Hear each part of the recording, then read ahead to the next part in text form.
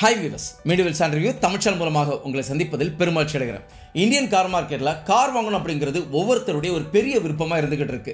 அது low budget காரா இருக்கட்டும், இல்ல மிட் ரேஞ்ச் காரா இருக்கட்டும், இல்ல லக்ஸரி காரா இருக்கட்டும், எந்த காரா இருந்தாலும் அந்தந்த நிலையில உள்ளவங்க ஒரு கார் வாங்கணும் அப்படிங்கறத எப்பவுமே விருப்பத்தோட எதிர்பார்ப்பாங்க. சோ நாம இன்னைக்கு இந்த ரிவ்யூல ஒரு கார் வாங்கணும் அப்படின்னு முடிவு பண்ணி இருக்கக்கூடிய ஒருத்தர் செய்யக்கூடிய தவறுகள் என்ன, அப்படி தவறு செய்யாம வாங்குறது எப்படி, ஒரு கார் நம்ம எப்படி செலக்ட் பண்ணிக்கலாம், எந்த மாதிரி ரேஞ்சில நம்ம கார் செலக்ட் பண்றது அப்படிங்கிற ஒரு டீடைலான ரிப்போர்ட் தான் கொடுக்க போறோம். இதுவரைக்கும் நம்ம சேனலை சப்ஸ்கிரைப் பண்ணாதவங்க தயவுசெய்து சப்ஸ்கிரைப் பண்ணிக்கோங்க. கார்கள் பற்றி செய்திகள், ரிவ்யூஸ், கம்பேரிசன் எல்லாமே உங்களுக்காக நம்ம டெய்லி போஸ்ட் பண்ணிக்கிட்டு இருக்கோம். ஸோ கார் வாங்கணும்னு முடிவு பண்ணி இருக்கக்கூடிய யாராக இருந்தாலும் இந்த வீடியோவை எங்கேயுமே ஸ்கிப் பண்ணாமல் நீங்கள் முழுமையாக பாருங்கள். ஸோ உங்களுக்கு கிளியர் கட்டான ஐடியா கொடுக்க போகிறோம் அப்படிங்கிறதுல எந்த ஒரு மாற்று கருத்தும் கிடையாது. முதலாவது செக்மெண்ட், ஒரு கார் வாங்கணும்னு நீங்கள் முடிவு பண்ணிட்டீங்கன்னா மிக தெளிவாக கிளியரான ஒரு ஐடியாவை எடுத்துக்கோங்க. எப்போவுமே ஒரு கார் வாங்கும்போது 5 வருடங்கள் கழிச்சு நீங்கள் பார்க்குறீங்கன்னா அந்த கார் கண்டிப்பாக உங்களுக்கு மிகப்பெரிய லாஸில் தான் இருக்க போகுது. ப்ராஃபிட்டான ஒரு விஷயம் கண்டிப்பாக கிடையாது. எப்படின்னு பார்க்குறீங்கன்னா ஒரு சின்ன ஒரு கேல்குலேஷன் பார்த்துக்கலாம். 8 லட்ச ரூபாய்க்கு ஒரு கார் வாங்குறீங்கன்னா 2 லட்ச ரூபா முன்பணம் கொடுக்க போறீங்க, 6 லட்ச ரூபாவை இஎம்ஐல கட்ட போறீங்க. 5 வருடங்கள் இஎம்ஐ கட்டி பார்க்கும்போது 8 லட்ச ரூபாய் காருக்கு ஒட்டுமொத்தமாக ஒரு 10 லட்ச ரூபாய் நீங்கள் அப்ராக்சிமேட்டா அந்த காருக்காக செலவு பண்ண போறீங்க. ஸோ 5 வருடங்கள் கழிச்சு ஒட்டுமொத்தமாக நீங்கள் கேல்குலேட் பண்ணி பார்த்தீங்கன்னா நீங்கள் ஸ்பெண்ட் பண்ண அமௌண்ட்டுங்கிறது 8 லட்சமா இருக்கும். அதே நேரத்தில் உங்களுடைய காரை நீங்கள் செல் பண்ணி பார்க்கும்போது மேக்ஸிமமாக ஒரு 3,50,000 ரூபாய் இல்லை மேக்ஸிமமாக ஒரு 4 லட்ச ரூபாய் கிடைக்கலாம். ஸோ இதன் மூலமாக 10 லட்ச ரூபாய் இன்வெஸ்ட் பண்ணவங்களுக்கு ஒரு காரின் மூலமாக கிடைக்கக்கூடிய நஷ்டங்கிறது மினிமம் 6 லட்சமா இருக்க போகுது. அதே நீங்கள் இந்த 10 லட்ச ரூபாவை வேற ஏதாவது ஸ்கீமில் நீங்கள் இன்வெஸ்ட் பண்ணீங்கன்னா கண்டிப்பாக இந்த 10 லட்சங்கிறது ஒரு 15 லட்சமா இல்லை ஒரு 16 லட்சமா உங்களுக்கு ப்ராஃபிட்டாக கிடைக்க போகுது. ஸோ இதன் மூலமாக வெரி கிளியராக தெரியுது ஒரு காருங்கிறது கண்டிப்பாக இன்வெஸ்ட்மெண்ட் கிடையாது. அது உங்களுடைய ரொட்டைன் லைஃபுக்கு உண்டான ஒரு எக்ஸ்பெண்டிச்சர் தான் இருக்க போதே தவிர கண்டிப்பாக காருங்கிறது ஒரு இன்வெஸ்ட்மெண்ட் கிடையாது. இதை மிக தெளிவாக புரிஞ்சுக்கோங்க.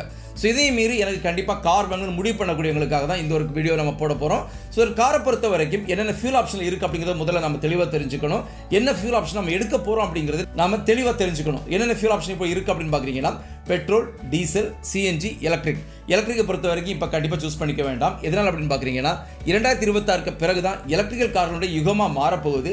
இப்போ கரண்டாக 2024 இருக்கட்டும் 2025 இருக்கட்டும் எலக்ட்ரிக்கல் கார்கள் புதுசாக எடுத்துட்டு வருவாங்களே தவிர அவ்வளோ பெரிய ஒரு மாற்றங்கள் இங்கே இருக்கிறதான வாய்ப்புகள் கண்டிப்பாக கிடையாது. 2026 பிறகு மிகப்பெரிய சேஞ்சஸ் எலக்ட்ரிக்கல் கார்களையும் வரப்போகுது. இதுக்கு அடுத்திருக்கக்கூடிய ஒரு ஃபியூல் ஆப்ஷன்ங்கிறது சிஎன்ஜி. சிஎன்ஜியுமே பெரிய அளவில் கார் டிரைவிங் விரும்பக்கூடியவங்களுக்கு இந்த ஒரு இன்ஜின் ஆப்ஷன்ங்கிறது கண்டிப்பாக பொருந்தாது. எதனால் அப்படின்னு பார்க்கும்போது சிஎன்ஜி இருக்கக்கூடிய எந்த ஒரு இன்ஜின் ஆப்ஷன் எடுத்து பார்த்தீங்கன்னாலும் இதோட பவர்ங்கிறது ரொம்ப கம்மியாக இருக்கும். ஸோ வண்டி ஓட்டும் போது ஒரு எனர்ஜெட்டிக் பெர்ஃபார்மன்ஸ் கண்டிப்பாக இருக்குது. இது மட்டும் இல்லாமல் சிஎன்ஜி காருங்கிறது ஒரு மைலேஜ் அதிகமாக கொடுக்குறதா இருந்தாலும் டிரைவிங் பெர்ஃபார்மன்ஸும் டிரைவிங் எந்தூசியாசமும் இந்த ஒரு காரில் கண்டிப்பாக இருக்காது. இதுக்கு அடுத்து மிச்சம் இருக்கக்கூடிய ஃபியூல் ஆப்ஷன்ங்கிறது கண்டிப்பாக பெட்ரோல், டீசல். ஸோ ஒரு 8 லட்ச ரூபா அல்லது 8,50,000 ரூபா வரைக்கும் ரேஞ்சில் பார்க்கக்கூடியவங்களா இருந்தால் கண்டிப்பாக உங்களுக்கு டீசல் ஆப்ஷன் கிடையாது. அதே 8,50,000 மேலே நீங்கள் போகும்போது உங்களுக்கு டீசல் ஆப்ஷன் இருக்குது. ஸோ காமனாக இன்னைக்கு இந்தியன் கார் மார்க்கெட்டில் அதிகமான எண்ணிக்கையில் விற்கப்படக்கூடிய கார்கள்ங்கிறது ஒரு 8,50,000 ரூபாய்க்கு உள்ளாடி இருக்கக்கூடிய கார்கள் தான் அதிகமான எண்ணிக்கையில் விற்கப்படக்கூடிய கார்களாக இருக்குது. ஸோ அப்படி பார்க்கும்போது கண்டிப்பாக பெட்ரோல் இருக்கக்கூடிய ஒரு செக்மெண்ட் தான் இன்னைக்கு பெரிய அளவில் மக்கள் விரும்பி எடுக்கக்கூடிய ஒரு செக்மெண்ட்டாகவும் இருந்துகிட்டு இருக்கு. ஸோ முதன்மையாக நம்ம கார் வாங்கலாமா வேண்டாமான்னு பார்த்துட்டோம். இரண்டாவது அந்த காரில் என்ன ஃபியூல் ஆப்ஷனில் போகிறது அப்படிங்கிறத பார்த்துட்டோம். மூணாவது மிக முக்கியமாக கார்களில் என்னென்ன செக்மெண்ட் இருக்குது அப்படிங்கிறத மிக தெளிவாக தெரிஞ்சுக்கோங்க. கார்களை பொறுத்த வரைக்கும் நார்மலாக நீங்கள் ஒரு கார் அப்படின்னு பார்க்குறத விடையும் என்ன செக்மெண்ட் அதை நான் எதுக்கு உபயோகப்படுத்த போகிறேன் அப்படிங்கிறத தெளிவாக புரிஞ்சு வாங்குறது தான் ஒரு ஏற்ற ஒரு விஷயமா இருக்கும். ஸோ இதனுடைய அடிப்படையில் கார்கள் என்ன செக்மெண்ட் இருக்குது அப்படிங்கிறத பார்க்கலாம். முதல்ல என்ட்ரி லெவல் ஹேட்ச்பேக் செக்மெண்ட் கார்கள். என்ட்ரி லெவல் ஹேட்ச்பேக் செக்மெண்ட்டில் பொறுத்த வரைக்கும் இன்னைக்கு மாருதி சுசுகியுடைய அல்டோ 800 பொறுத்தவரை இது ஒரு entry level hatchback segment car தான். அதாவது முன்பக்கத்தில் இருக்கக்கூடிய சீட்டுங்கிறது ஓரளவுக்கு கம்ஃபர்ட்டை கொடுத்துருப்பாங்களே தவிர முன்பக்கத்திலுமே பெரிய அளவிலான கம்ஃபர்ட் கண்டிப்பாக கிடையாது. செகண்ட் ரோ பொறுத்த வரைக்கும் 2 சின்ன பிள்ளைங்க உட்காந்து ட்ராவல் பண்ணலாமே தவிர பெரியவங்க உட்காந்து ஒரு கம்ஃபர்ட்டாக ட்ராவல் பண்ண முடியுமான்னு கேட்குறீங்கன்னா கண்டிப்பாக கிடையாது. ஸோ இதுதான் என்ட்ரி லெவல் ஹேட்ச்பேக் செக்மெண்ட் கார்கள். இதுக்கு அடுத்து வரக்கூடியது ஹேட்ச்பேக் கார்கள். ஹேட்ச்பேக் கார்களை பொறுத்த வரைக்கும் நீங்கள் எஸ்ப்ரோசோ, இக்னிஸ் இந்த மாதிரிப்பட்ட கார்கள் நீங்கள் எடுத்துக்கலாம். ஸோ இந்த காரில் பார்த்தீங்கன்னா ஃப்ரண்ட் ரோ பொறுத்த வரைக்கும் ஓரளவுக்கு தேவைப்படக்கூடிய கம்ஃபர்ட்டை கொடுத்துருப்பாங்க. அது செகண்ட் ரோ பொறுத்த வரைக்கும் அவ்வளோ பெரிய ஒரு கம்ஃபர்ட் இருக்காது. இருந்தாலும் ஓரளவுக்கு மெயின்டைன் பண்ணி வண்டி ஓட்டக்கூடிய அளவில் ஒரு செகண்ட் ரோவையும் கொடுத்துருப்பாங்க. மூணாவது பிரீமியம் ஹேட்ச்பேக். அதாவது இதுக்கு முன்னாடி இந்த ஃபாக்ஸனுடைய போலோவா இருக்கட்டும், இன்னைக்கு இருக்கக்கூடிய டாட்டானுடைய அல்ட்ரோஸா இருக்கட்டும், இல்லை ஹிண்டனுடைய i20 இருக்கட்டும், இந்த கார்கள் எல்லாமே உங்களுக்கு ஒரு பிரீமியம் ஹேட்ச்பேக் செக்மெண்ட்ல வரக்கூடிய கார்கள். ஸோ பிரீமியம் ஹேட்ச்பேக் செக்மெண்ட்னு வரும்போது ஃப்ரண்ட் ரோவில் அட்டகாசமான கம்ஃபர்ட்டை கொடுத்துருப்பாங்க. செகண்ட் ரோவில் பெரிய அளவிலான ஒரு கம்ஃபர்ட் இல்லை அப்படின்னாலும் 2 பேர் உட்காந்து ஒரு ஈஸியான ஒரு ஜேர்னிக்கு உங்களால் போக முடியும். ஒரு லாங் ஜேர்னிக்கு பின்னால் 2 பேர் உட்காந்து போக முடியுமான்னு கேட்டிங்கன்னா கொஞ்சம் டிஸ்கம்ஃபர்ட்டாக இருந்தாலும் ஓரளவுக்கு அட்ஜஸ்ட் பண்ணி உங்களால் ட்ராவல் பண்ண முடியும் அப்படிங்கிறது எந்த ஒரு மாற்று கருத்தும் கிடையாது. ஸோ ஹேட்ச்பேக் பொறுத்த வரைக்கும் என்ட்ரி லெவல் ஹேட்ச்பேக், அதுக்கப்புறம் ஹேட்ச்பேக், பிரீமியம் ஹேட்ச்பேக். இனி சிடானில் வரும்போது உங்களுக்கு 4 மீட்டருக்கு உள்ளாடி இருக்கக்கூடிய சிடான், அதுக்கப்புறமா எக்ஸிக்யூட்டிவ் சிடான். 4 மீட்டருக்கு உள்ளாடி இருக்கக்கூடிய ஒரு சிடான் கார் எது அப்படின்னு கேட்குறீங்கன்னா மாருதி சுசுகி டிசைர்ங்கிற கார் தான். 4 மீட்டருக்கு உள்ளாடி இருக்கக்கூடிய ஒரு சிடான் கார். ஓரளவுக்கு தேவைப்படக்கூடிய எல்லா கம்ஃபர்ட்டும் இந்த காரில் கொடுத்துருப்பாங்க. முன்பக்கத்தில் 2 பேர் அட்டகாசமான கம்ஃபர்ட்டோட உட்காந்து ட்ராவல் பண்ணிக்க முடியும். செகண்ட் ரோலுமே 2 பேர் கம்ஃபர்ட்டோட உட்காந்து ட்ராவல் பண்ணிக்கலாம். 3 பேர் உட்காந்து ட்ராவல் பண்ண முடியுமான்னு கேட்குறீங்கன்னா கண்டிப்பாக அந்த அளவுக்கு பெரிய ஒரு கம்ஃபர்ட் இருக்காது. ஆனால் அதே நேரத்தில் 2 பேர் உட்காந்து எவ்வளோ பெரிய லாங் ஜர்னி ஈஸியாக ட்ராவல் பண்ணிக்க முடியும். இனி பின்பக்கத்தில் இந்த காருக்கு ஒரு பூட்டுமே கொடுத்துருப்பாங்க. ஹேட்ச்பேக் கார்களை பொறுத்த வரைக்கும் பின்பக்கத்தில் பூட்டு கொடுத்துருந்தாலும் அதுக்கு பெரிய அளவிலான ஒரு ஸ்பேஸ் இருக்காது. அது சிடான் காரை பொறுத்த வரைக்கும் 4 மீட்டருக்கு உள்ளே இருந்தாலும் கூட உங்களுக்கு ஓரளவுக்கு தாராளமான ஒரு பூட் ஸ்பேஸ் இந்த காரில் கொடுத்துருப்பாங்க. இது டாட்டாவிலுமே 4 மீட்டருக்கு உள்ளாடி இருக்கக்கூடிய ஒரு சிடான் கார் இருக்கு. அது எதுன்னு பாக்குறீங்கன்னா டாடா டிகோர். ஒரு அற்புதமான கார். சேஃப்டில இருக்கட்டும், இல்ல டிரைவிங் பெர்ஃபார்மன்ஸா இருக்கட்டும், கம்ஃபர்ட்ல இருக்கட்டும், ஃபீச்சர்ஸ்ல இருக்கட்டும், எல்லா விதத்திலுமே ஒரு அற்புதமான கார் தான் டாடாவுடைய டிகோர்ங்கிற கார். இனி மூணாவது செக்மெண்ட்ங்கிறது எஸ்யூவி செக்மெண்ட். எஸ்யூவி பொறுத்தவரை இன்னைக்கு மைக்ரோ எஸ்யூவி கொடுத்துட்டு இருக்காங்க, காம்பாக்ட் எஸ்யூவி கொடுத்துட்டு இருக்காங்க, அப்புறமா எஸ்யூவி கொடுத்துட்டு இருக்காங்க. மைக்ரோ எஸ்யூவி என்னென்ன கார்கள் அப்படின்னு பாக்குறீங்கன்னா டாடாவுடைய பஞ்ச் தான் இன்னைக்கு லீடிங் செக்மெண்ட்ல இருக்கக்கூடிய ஒரு மைக்ரோ எஸ்யூவி செக்மெண்ட் காரா இருந்துகிட்டு இருக்கு.